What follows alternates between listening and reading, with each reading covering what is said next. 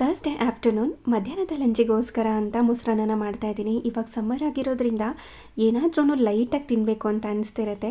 ಬರೀ ಮೊಸರನ್ನ ತಿಂದರೆ ಏನು ಚೆನ್ನಾಗಿರುತ್ತೆ. ಅದಕ್ಕೆ ಸೈಡ್ ಡಿಶ್ ಆಗಿ ಪೊಟ್ಯಾಟೊ ಫ್ರೈ ಮಾಡ್ತಾಯಿದ್ದೀನಿ. ತುಂಬ ಸಿಂಪಲಾಗಿ ಮಾಡ್ಕೋಬೋದು. ಈ ಎರಡು ಕಾಂಬೋ ಮಾತ್ರ ತುಂಬ ಚೆನ್ನಾಗಿರುತ್ತೆ. ಅದಕ್ಕೋಸ್ಕರ ಮೊಸರನ್ನಕ್ಕೆ ಏನೇನು ಬೇಕು ಅದನ್ನೆಲ್ಲ ರೆಡಿ ಮಾಡಿಕೊಂಡು ಹಾಗೆ ಮೊಸರು ಹಾಲನ್ನು ಕೂಡ ಎತ್ತಿಟ್ಕೊಂಡಿದ್ದೀನಿ. ಇನ್ನು ಪೊಟ್ಯಾಟೊ ಫ್ರೈ ಮಾಡ್ಕೊಳ್ಳೋದಕ್ಕೆ ಅಂತ ಆಲೂಗಡ್ಡೆ ಸಿಪ್ಪೆ ತೆಗೆದು ಅದನ್ನು ಸಹ ಈ ಥರ ಸಣ್ಣ ಸಣ್ಣದಾಗಿ ಕಟ್ ಮಾಡ್ಕೋಬೇಕು. ಇನ್ನು ಒಗ್ಗರಣೆಗೆ ಏನೇನು ಬೇಕು ಅದನ್ನೆಲ್ಲನೂ ಕೂಡ ರೆಡಿ ಮಾಡ್ಕೊಂಡಿದ್ದಾಯಿತು. ಆಲೂಗಡ್ಡೆನ ಸಪ್ರೇಟಾಗಿ ಬೇಯಿಸ್ಕೊಳ್ದೇ ಮಾಡ್ತಾ ಇರುವಂಥ ಫ್ರೈ ಇದು. ಒಂದು ಪ್ಯಾನ್ಗೆ ಸ್ವಲ್ಪ ಎಣ್ಣೆ, ಸಾಸಿವೆ, ಜೀರಿಗೆ, ಕರಿಬೇವಿನ ಸೊಪ್ಪು, ಕಟ್ ಮಾಡಿ ಇಟ್ಕೊಂಡಿರುವಂಥ ಆಲೂಗಡ್ಡೆ, ಸ್ವಲ್ಪ ನೀರು, ಉಪ್ಪನ್ನು ಹಾಕಿ ಬೇಯಿಸ್ಕೊತೀನಿ.